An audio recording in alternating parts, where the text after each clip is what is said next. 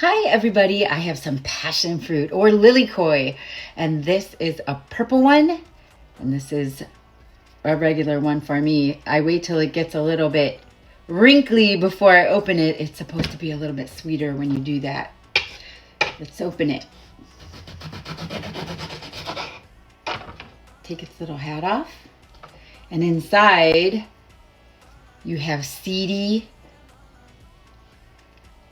fruit with the most vitamin C that a fruit can provide within the area.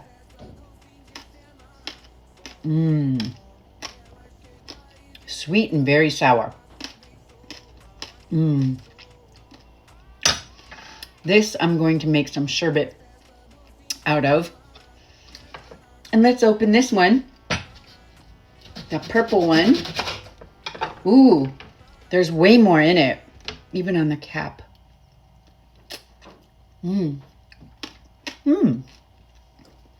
This one may be a little bit sweeter. Try to get it out without making too much of a mess.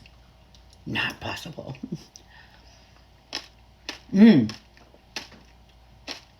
Purple wins today. Bon appetit.